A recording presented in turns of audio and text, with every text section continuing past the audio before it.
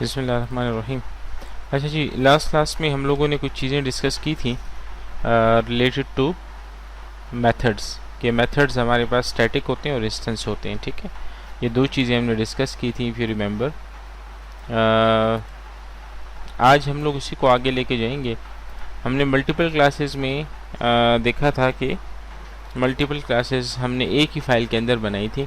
आज हम लोग वही काम दो डिफरेंट फाइल्स के अंदर करते हैं, फिर देखते हैं कि क्या होता है, ठीक है। तो चलिए इसको स्टार्ट करते हैं। सबसे पहले मैं क्लास डिफाइन करता हूँ और क्लास ने नेमिंग कन्वेंशन को फॉलो करना होगा, ठीक है। तो क्लास फर्स्ट प्रोग्राम,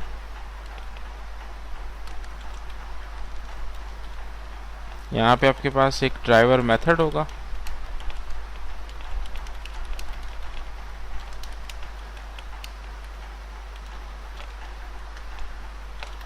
और जो आपके पास यहाँ पे जैसे फॉर एग्जांपल ये ड्राइवर मेथड है, जिस क्लास के अंदर होगा आपने इस प्रोग्राम को इस नाम से सेव करना होगा, ठीक है। तो मैं इस नाम से इसको सेव कर दूंगा। यहाँ पे मैं एक स्टेटमेंट लिखता हूँ डॉट println और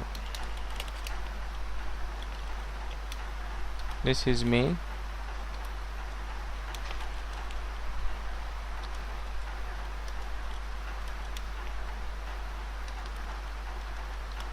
we are in main before any method call.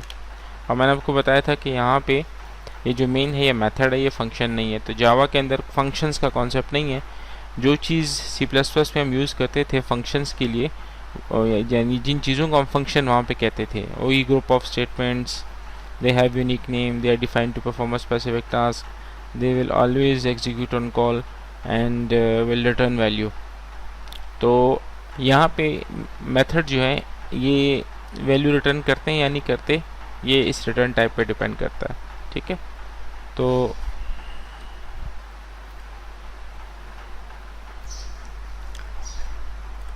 अच्छा जी, तो सॉरी कॉल बीच में आ गई थी। तो हम लोग क्या डिस्कस कर रहे थे यहाँ पे कि हमारे पास इन तमाम चीज़ों को हम लोग मेथड कहते हैं और जिनको जावा के अंदर हम लोग फंक्शंस कहते थे।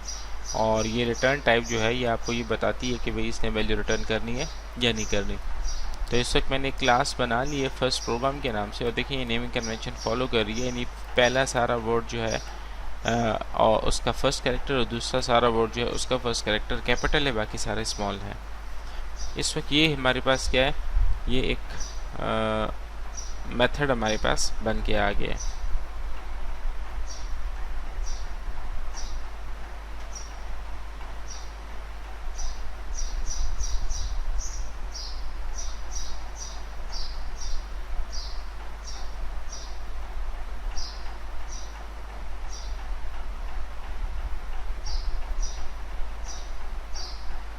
अब इस मेथड में ये जो हमारे पास मेन का मेथड है ये ड्राइवर मेथड है, तो हम इस प्रोग्राम को इस नाम से सेव कर लेंगे। और ये कहाँ पे करना है, जहाँ पे आपका कंपाइलर और वो JDK के अंदर बिन के अंदर पड़ा हुआ है। तो इसको मैं सेव कर लेता हूँ फर्स्ट प्रोग्राम। अच्छा, फर्स्ट प्रोग्राम के नाम का देखें ऑलरेडी है, तो इसको मैं कह देता हूँ second program. Second program file save as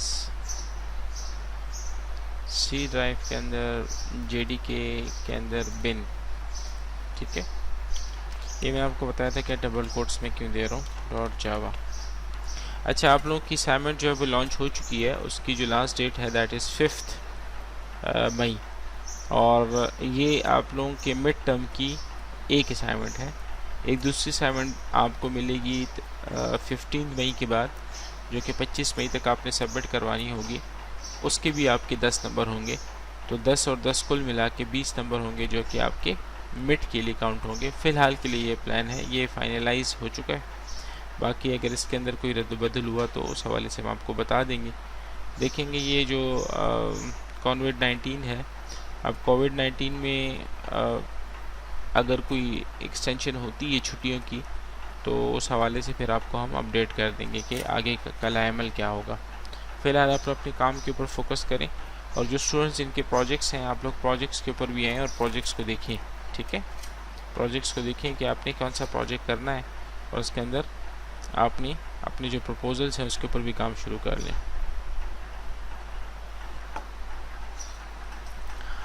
अच्छा, अब यहाँ पे इसको मैंने सेव कर लिया। एक दूसरा मैं प्रोग्राम लिखता हूँ और वो इसी का हिस्सा होगा, यहाँ से मैं इसको कॉल कर लेता हूँ। ठीक है, और लेट सपोज वो एक सेकेंड प्रोग्राम ए, यानी इसका ए पार्ट है या इसका बी पार्ट है, सेकेंड प्रोग्राम बी डॉट सम, उसका मैं सम का मेथड कॉल कर रहा हूँ। ठीक है, और इसको मैं यहाँ पे पेस्ट कर देता हूँ। We are in main after some method call. एक और मैं डिफाइन कर लेता हूँ, second program C dot multiply. We are in main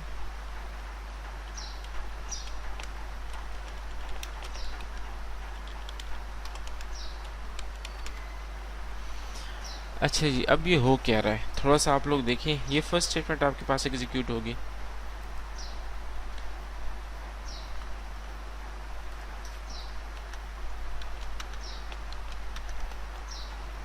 देखिए, ये स्टेटमेंट एग्जीक्यूट हो जाएगी। उसके बाद ये सेकेंड प्रोग्राम बी, ये आपके पास एक दूसरी क्लास है, और सेकेंड प्रोग्राम सी एक तीसरी क्लास है।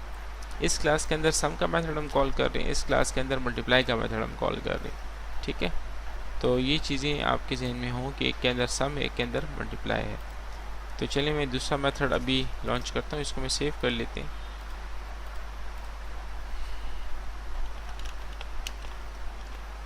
सम प्रोग्राम बी।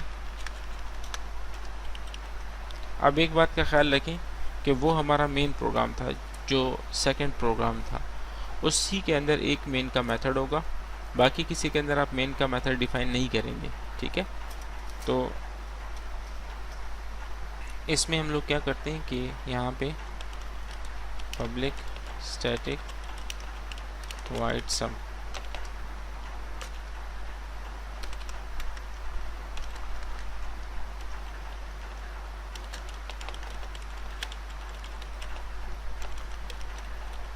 यहाँ पे हम स्टेटमेंट लिखते हैं कि we are in second program B class and in body of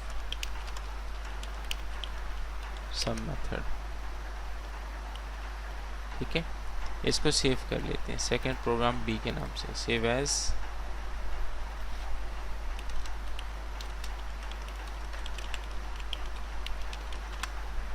ठीक है, अब एक थर्ड प्रोग्राम हम लोग करते हैं, और वो है सेकेंड प्रोग्राम सी का, और वो है मल्टीप्लाई का। और यहाँ पे we are in second program C class and in the body of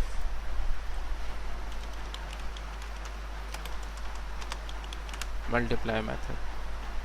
इसको सेव कर लेंगे सेकेंड प्रोग्राम सी के नाम से।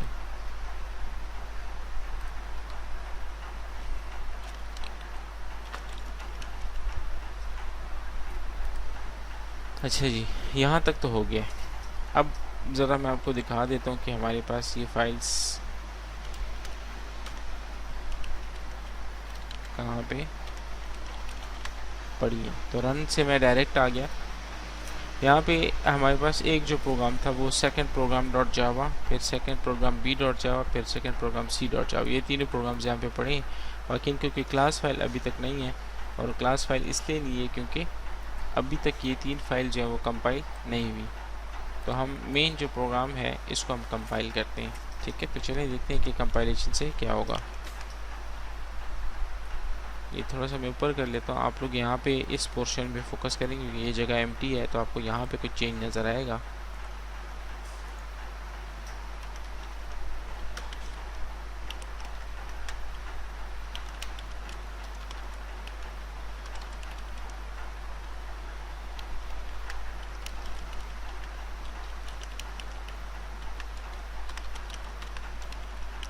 जावा सी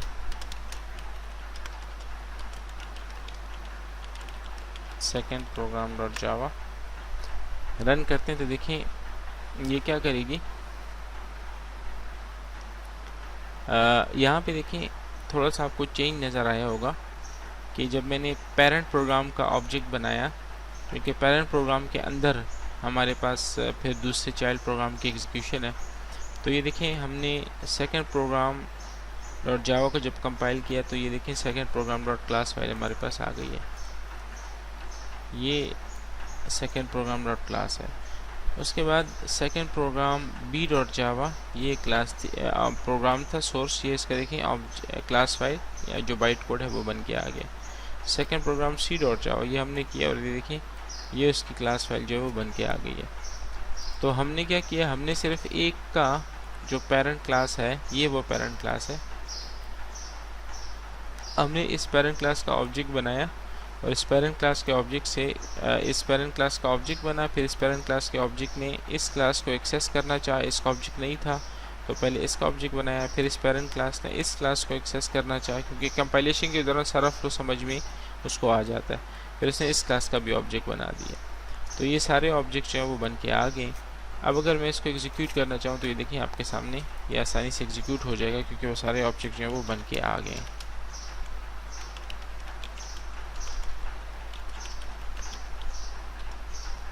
सेकेंड प्रोग्राम, ये देखें we are in main before any method call, we are in, जैसे वो एग्जीक्यूशन थी वैसी ही हो रही है। सबसे पहले ये मेन के अंदर आए, फिर वहाँ से सेकेंड प्रोग्राम बी के अंदर आए, फिर ये सम को कॉल के बाद स्टेटमेंट है, फिर सम प्रोग्राम सी सेकेंड प्रोग्राम सी के अंदर आए, फिर मेन के अंदर हम वापस आ गए। तो ये सारी एग्जीक्यूशन आपके पास यहाँ पे हो रही है एक फ़्लो के अंदर। अब हम क्या करते हैं कि ये जो कोड हमने लिखा था,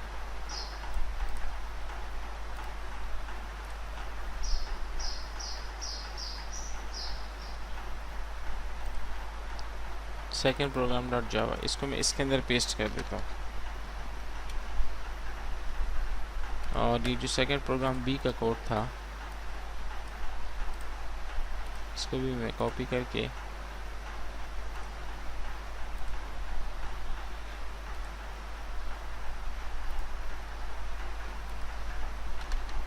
इसके अंदर पेस्ट कर देता हूँ। अच्छा, यहाँ से इन प्रोग्राम्स को मैं डिलीट कर लेता हूँ। सेकेंड प्रोग्राम डॉट क्लास है, ये है सेकेंड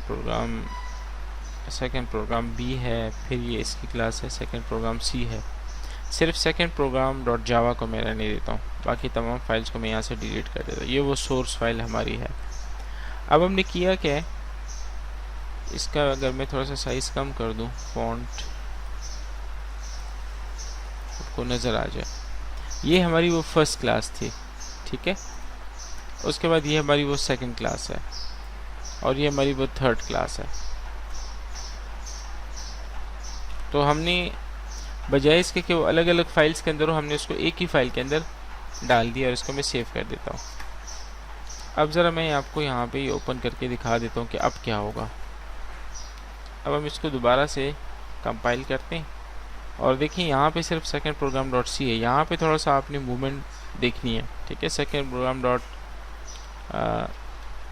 सी इंटर मैंने किया तो देखिए ये एक फ़ाइल इन्होंने क्या की, ये फ़ाइल तो एक ही है ना, सोर्स फाइल, लेकिन देखें सेकेंड प्रोग्राम डॉट क्लास की एक फ़ाइल आपके पास बनी, second program B dot class की एक फ़ाइल बनी और सेकेंड प्रोग्राम सी की एक फ़ाइल आपके पास यहाँ पे बन के आ गई। ये देखें एक फ़ाइल जो है वो second program C dot class है, एक फ़ाइल जो है वो second program B dot class है, एक फ़ाइल जो है वो सेकेंड प्रोग्राम डॉट क्लास है।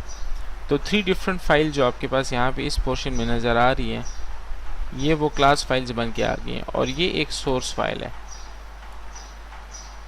अब इस सोर्स फाइल की 3 डिफरेंट क्लास फाइल्स आपके पास बन के आ गई हैं। तो ये आप एक ही प्रोग्राम के अंदर लिखें या अलग अलग प्रोग्राम के अंदर लिखें, पर्पज़ ये है कि इससे कोई फ़र्क नहीं पड़ता। और हमने ये देखा कि मतलब हमारे पास ये मेथड जो हैं वो स्टैटिक मेथड्स हैं, और कैसे हम लोग एक क्लास से दूसरे क्लास के ऊपर शिफ्ट होते हैं। इसमें इस बात का ख्याल आपने रखना है कि आपके पास यहाँ पे ये जो मेथड्स हैं ये आपके पास इंस्टेंस मेथड भी हो सकते हैं, इससे कोई फ़र्क नहीं पड़ता। उस केस में आपने क्या करना होगा, अगर फॉर एग्जांपल ये एक इंस्टेंस मेथड है, मैं यहाँ पे छोड़ रहा हूँ, आपने इसको खुद से करना है, ठीक है। अगर ये इंस्टेंस मेथड है मल्टीप्लाई का, तो आप इसको डायरेक्टली इस तरह से कॉल नहीं कर सकते, ठीक है। फिर ये आपको यहाँ पे एरर देगी।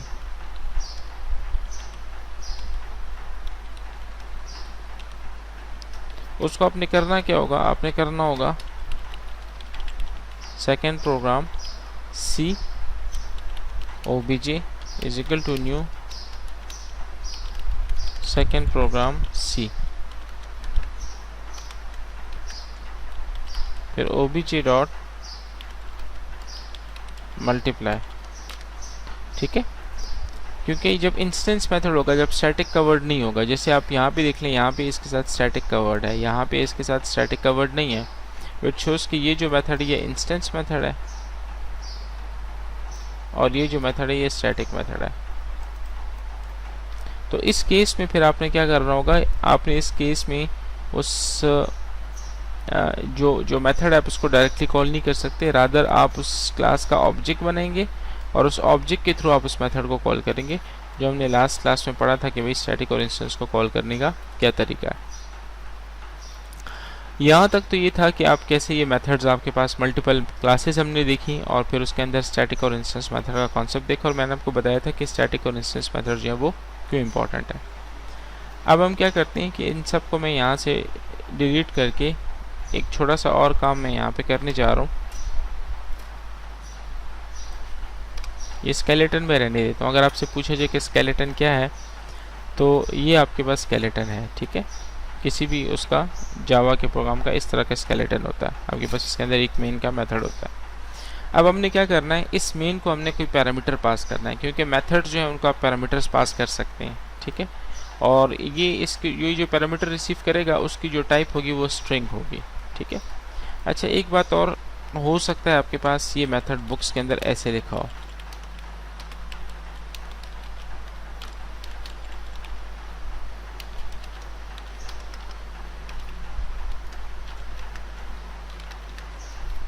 ऐसे हो सकता है ऐसे लिखा हो।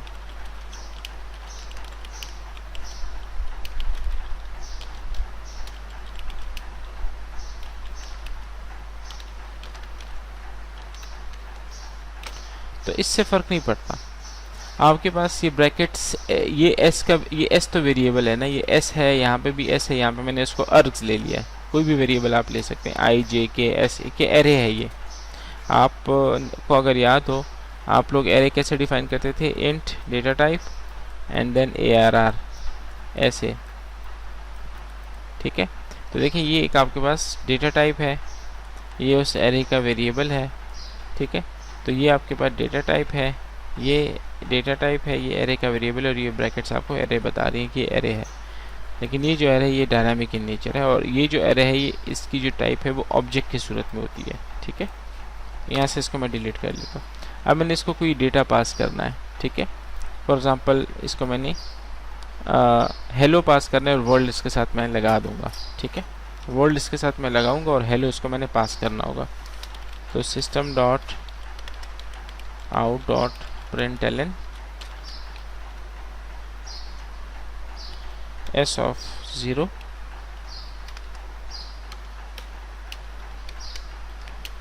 प्लस जो है वो कंकेटेनेशन के लिए यूज़ होता है।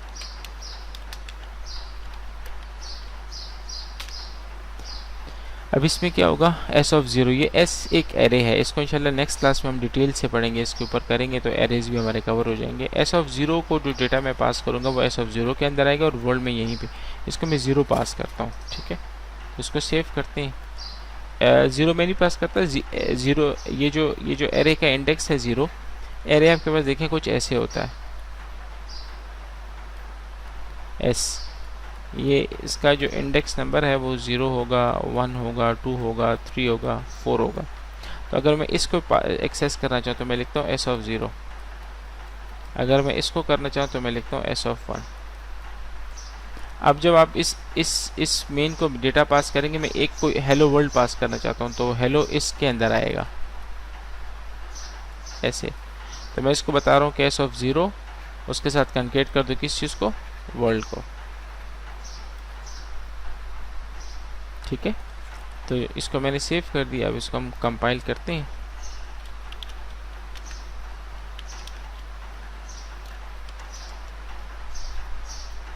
जरा आप लोग इसका देख लें कंपाइलेशन कैसे होगा। ये कंपाइल जिस वक्त आप इसको एग्जीक्यूट कर रहे हो, यानी जब इसको आप लोग जेवीएम को पास कर रहे हो, उस वक्त मैं इसको हेलो पास कर देता हूँ। ठीक है, हेलो मैं इसको पास कर रहा हूँ, देखिए डबल कोट्स के अंदर। जिस वक्त मैं इसको क्या कर रहा हूँ, देखिए यहाँ पे आपने इस तरह से इसको पास करना होगा कि सेकंड प्रोग्राम जब एग्जीक्यूट होगा तो कॉल मेन का मेथड होगा, तो साथ में ये हेलो का पैरामीटर भी ले जाएगा। ठीक है, तो देखिए आपके पास आउटपुट जो है वो स्क्रीन के ऊपर क्या आएगा वो ज़रा देख लें। इंटर करता हूँ तो स्क्रीन के ऊपर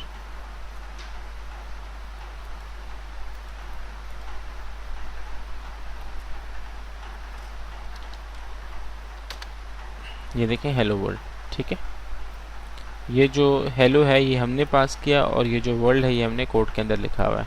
ठीक है, अगर इसको मैं थोड़ा सा चेंज करना चाहूँ, देखें फॉर एग्जांपल हेलो की बजाय